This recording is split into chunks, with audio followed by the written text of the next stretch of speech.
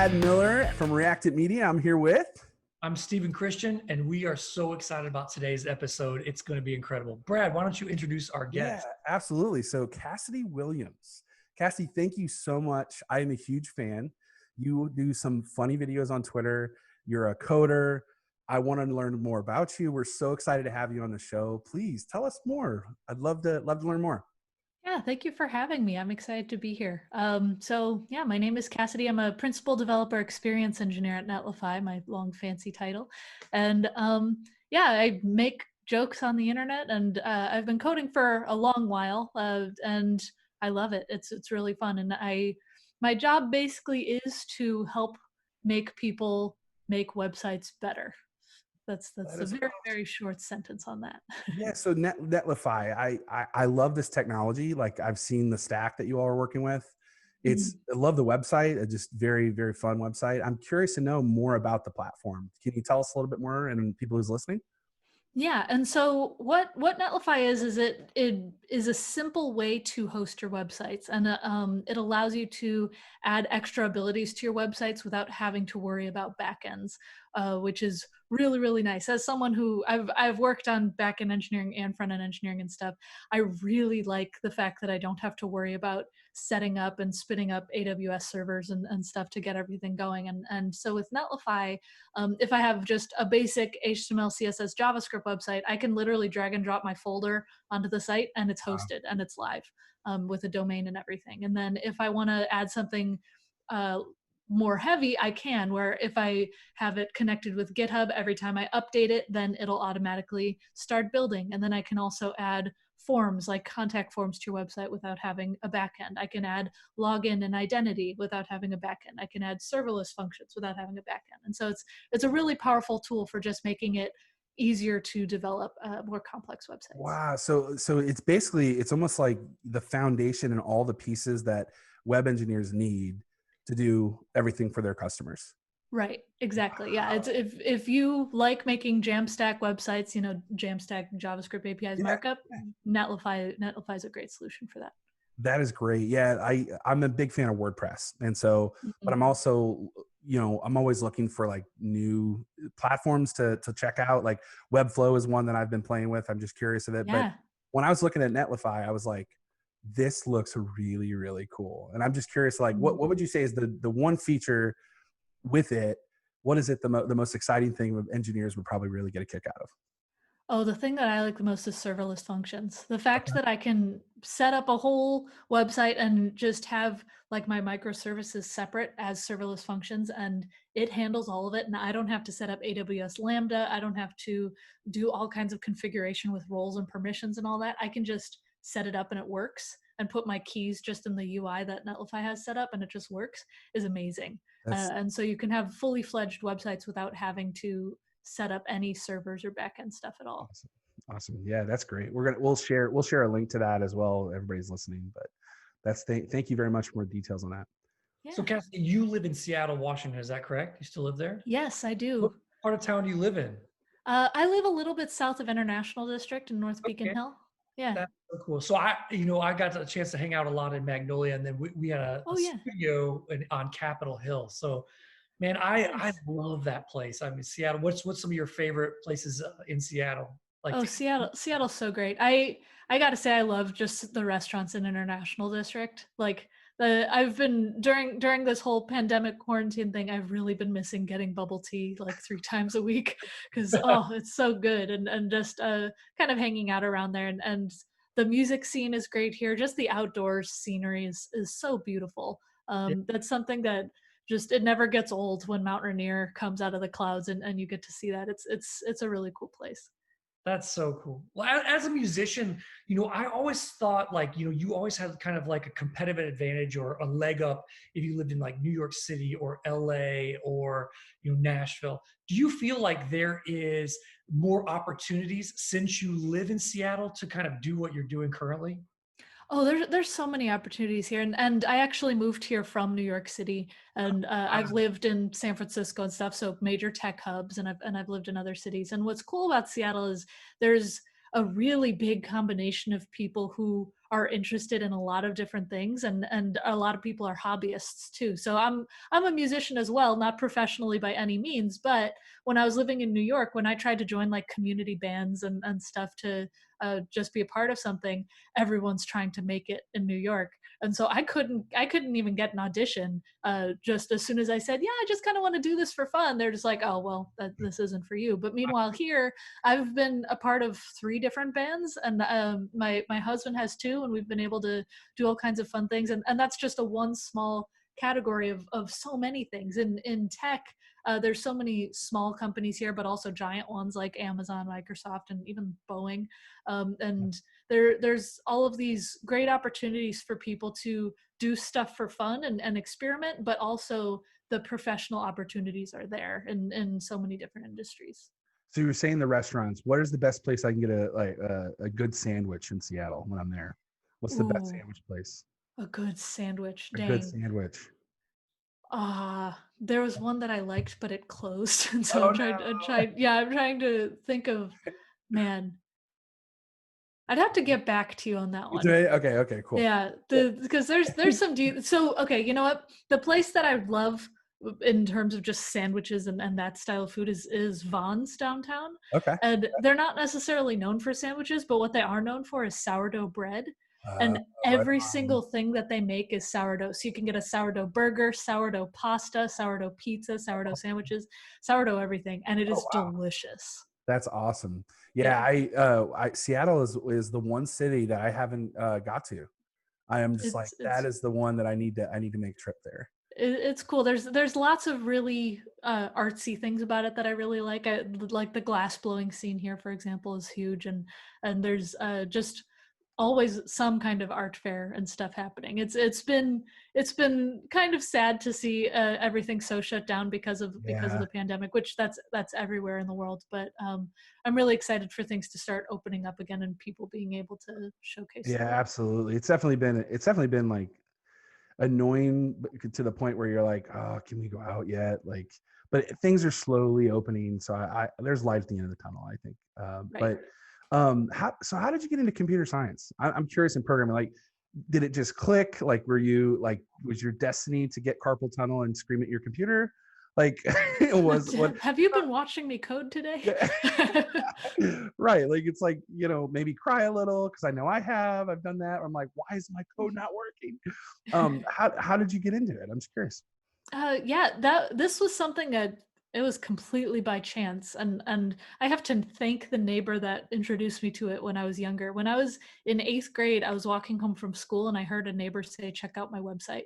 And I just remember being like, wait, you can have one of those? And I went home, I was walking home from school and I just started looking up how to make websites, and it just completely sold me from there. I looked up how to code it, how to make graphics, and like what SEO means and all kinds of stuff. And I loved it. And then after that, going into high school, I like made websites for my biology class to share notes with each other. And then when I was later in school, they had AP computer science available. So I took that and I was like, okay, this is what I want to do. And then I majored in computer science and kind of went from there. It was destiny. Yeah, destiny to yell at the computer screen. Do you honestly, like, do you collect keyboards? Are they like is it like baseball cards and you just have them around the house waiting for like 30 years to sell them on eBay?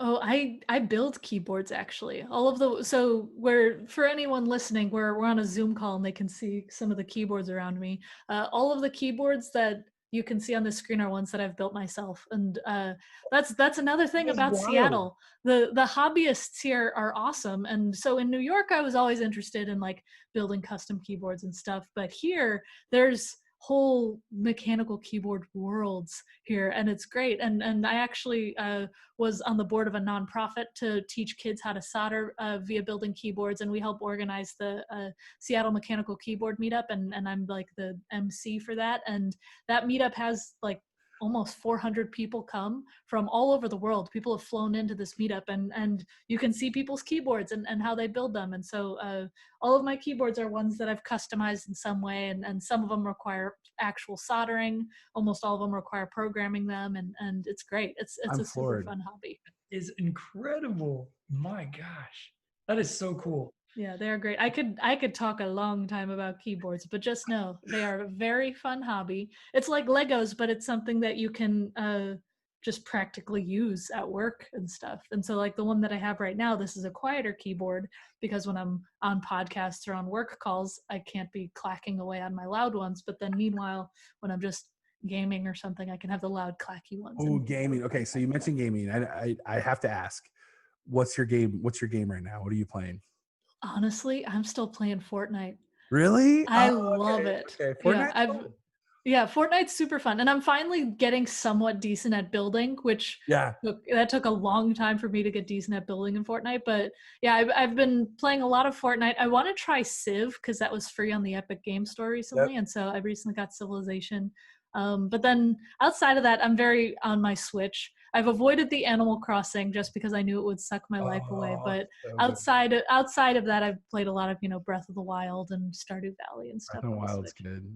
Steven, are you still playing Red Redemption or whatever it is? Redemption 2. Redemption. Absolutely, that's my favorite. That Civilizations. I'm still on Civilizations 4. I'm such a fan of it. I know it's like came out in like 1991, but it's one of those still solid. Going back to you just keep going back to it. So yeah, I still have Roller Coaster Tycoon. That was made ages ago and it was written in assembly, but that game is still solid and I love it. So solid. Simulation games are great. Yeah.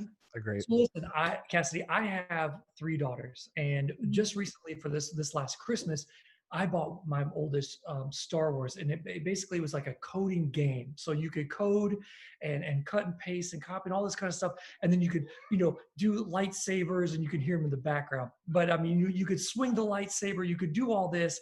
And so it was, my oldest was gravitating towards it. Dad, can we play it? Can I play it? Can I play it? And man, I was so impressed. And just how much like her little brain, even at 8 years old, was just clicking. So my question is though, let's say she does gravitate towards it, just like you did. You were walking home from school and somebody said, what do you feel are some pitfalls for her? Because as you and I both know, let's be honest about this, from my limited knowledge of the IT world, of the coding world, it feels very male dominant. And so I want to ask you, as somebody who's not only achieved, but just crushed the industry, what words of advice would you give for someone like my daughter who's just kind of like, I think this is the direction I want to go, but I'm not sure. It just feels like this is uncharted territory for me. What kind of words would you speak into her? Yeah, so it is a very, very male-dominated industry. It's very true. What's really exciting actually about Netlify, and one of the main reasons why I joined, is it's actually 40% women and non-binary folks, and that you never see.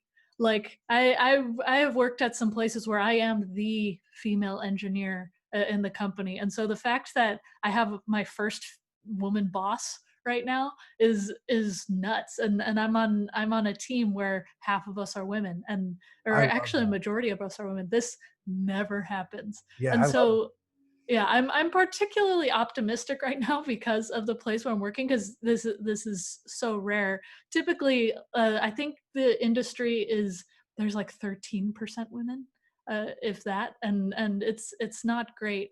That being said, I do think that the industry is getting better. The industry, I hate to use this term, the industry is more woke. Like people genuinely are like paying more attention and calling it out a lot more. And when people see companies that are not very diverse, they call it out and they say, okay, you have to be better because this is 2020. And I think it can really only get better from here. I've had my fair share of negative experiences as a result of being a woman, but that being said, they have lessened over time, and they're not lessening over time for everyone, but I do think that yes, it's uncharted territory, and I think it's good to be aware, but it's also good to just find role models, especially for your daughters as they are getting more interested in this sort of thing. There's so many cool people in this tech industry who do such amazing things. I'm gonna brag on my boss for a little bit. Her name is Sarah Drasner, and if you look up her work, she is like the ruler of all web animations. Her work that she's done is so cool, and like her code pen, you can just play with so many interesting animations that she's made, and she makes things beautiful and fun.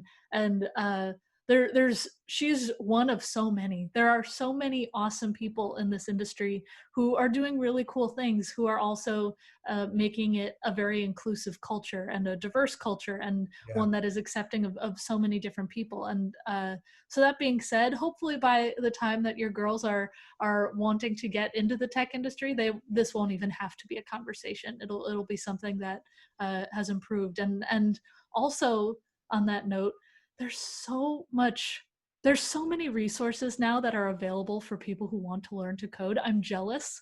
Like, man, if I had access to like these Star Wars kits or like little bits where you could build like all kinds of robots and stuff that just work, or there's just so many online courses that you can take. There's Adafruit. They have these things called Ada boxes that you can subscribe to, and they'll mail into your house. And it's just little circuit kits that are made for kids where you can build something cool every month. And there's like, I think Kano computers allow you to build a computer and play Minecraft on it. And there's programs like Girls Who Code, Black Girls Code. There's programs all over the world now that are doing such amazing things that the barrier to entry is so low that I think it's just a great industry to be a part of, because people are doing really amazing things earlier than you would expect, younger than you would expect, and it's really awesome to see.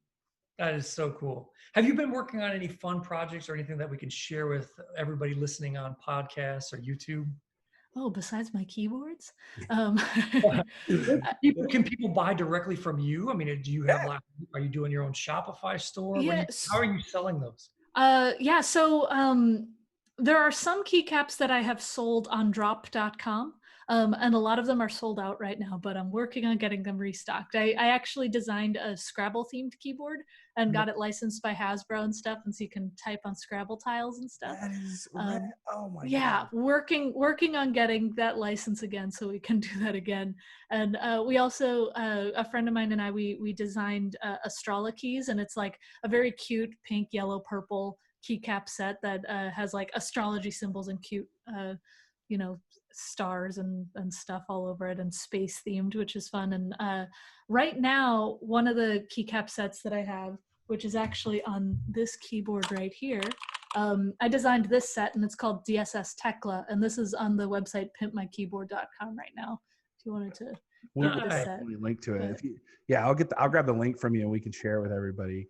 So when is like the next video coming out? Do you schedule these? I'm ready for this, because I always laugh at these. It's so good.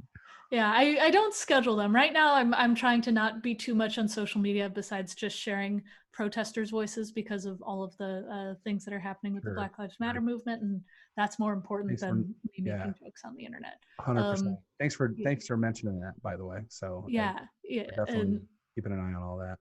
Yeah, and so right now I have no plans to make one. But that being said, when things have been done, when times have been settled, I have a few ideas. I tend to like listen to music and write down notes of something that could be funny sometime. That's amazing. Hey, how can people, I know you're taking a break from social media, but how can people find you online? Yeah, my handle for most things is Cassidoo, Cassidoo. That's my handle for Twitter, GitHub, CodePen. Not Instagram, because a teenager stole that from me, but that's fine.